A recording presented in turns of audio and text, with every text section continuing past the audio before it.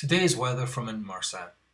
There will be highs and there will be lows, with patches of extremely cloudy information and the odd riddle drizzle. This is the Central London Control Centre of Inmarsat, who've been the British company really at the forefront of helping to solve this riddle. And what they've actually done is they've looked back at other 777 Malaysian flights, and they've looked at what signals those have sent to their Indian Ocean satellite. What types of signals? What information did these signals provide the satellite? Explain the process. Which is what this big area represents here. That's what the satellite can see. And the aircraft would have taken off here. They've compared it to those previous flights. Compared what to what? You're talking gibberish. You're pointing and moving your arms a lot, but you're talking gibberish, man. You actually don't have a clue, do you? Drawn up a graph and effectively... Fuck knows. Excuse my language, but really, this is pissing me off. They've managed to work out that the flight definitely took off and went south, ending up somewhere down here in the southern Indian Ocean, rather than in that northern corridor where they've also been looking. Note from the following: phenomenal work, and apparently.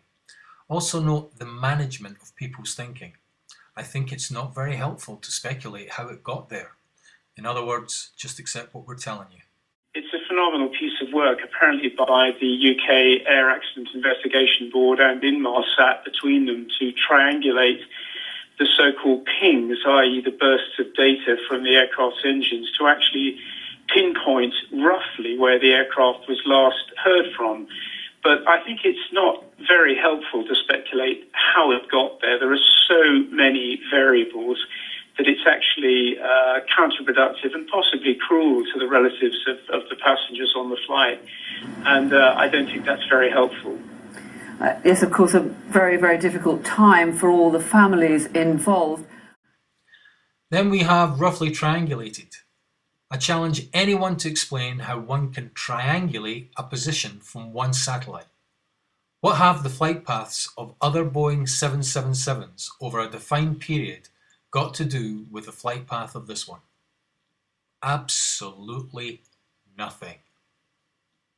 I think the positive one can take from today's announcement is that given the aircraft's position has been very roughly triangulated, it makes recovery of debris more likely, and that debris can lead to an awful lot of information for the investigative authorities as to what might have happened.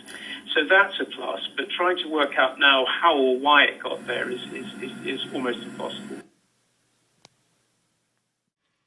But you still haven't found any debris, have you? It looks like they're now going to try and tell us that the entire plane crashed into the ocean without breaking up whatsoever. Not a wing, nor a tail, nothing. It just sliced into the sea and sunk, never to be seen again.